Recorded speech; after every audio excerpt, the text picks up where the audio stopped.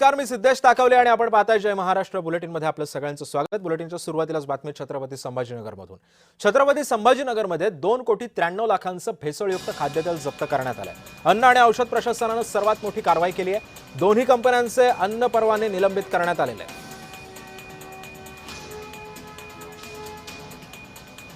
2,93,00,000चं भेसळयुक्त खाद्यतेल अन्न व औषध प्रशासनाने जप्त केलेलं आहे।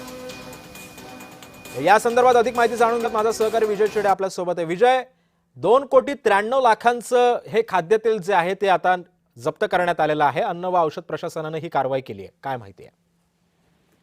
नक्कीच सिद्धे, जर बघितलं छत्रपती संभाजीनगरच्या पैठण तालुक्यामधील मर्दा गेवरे तांडा या ठिकाणी मेंबर्स बागरे या प्रोडक्ट कंपनीचे आहे आणि त्याचबरोबर शहरातील अभिनय टॉकीजच्या पाठीमागे लक्ष्मण चौडे या ठिकाणच्या असणाऱ्या एका रिपेलिंग कंपनीवरती जे आहे ते आता कारवाई करण्यात आली। या ठिकाणी खाद्यतेल जे आहे ते बनवलं जात होतं। यामध्ये जर बघितलं तर प्रशासन पथकाने तब्बल 2,93,35,000 रुपयाचा मुद्देमाल जो आहे तो जप्त केलेला आहे आणि या दोन्ही कंपन्यांचे परवाने जे आहेत ते देखील आता काही काळासाठी रद्द देखील केले, आपल्याला निलंबित केले आपल्याला पाहायला मिळत आहे। मात्र गेल्या अनेक दिवसापासून या ठिकाणी जर बघितलं तर भेसळयुक्त तेलांचा वापर जो आहे तो केला जात होता। त्याचबरोबर त्या ठिकाणी वापरले जाणारे डबे जे आहेत ते देखील घाणेरड्या पद्धतीचे असल्याचे पाहायला मिळाले। त्या ठिकाणी जे पॅकिंग करण्यात येत होते ते देखील त्या ठिकाणी देखील निकृष्ट दर्जाचं तेल जे आहे ते आढळून आलं आणि त्या ठिकाणच्या परिसरामध्ये संपूर्ण घाण जी आहे ती देखील आढळून आली। या संपूर्ण कंपनीवरती जर बघितलं तर अन्न प्रशासनाने रात्री आज जे आहे ती पहाटे कारवाई केलेली आहे।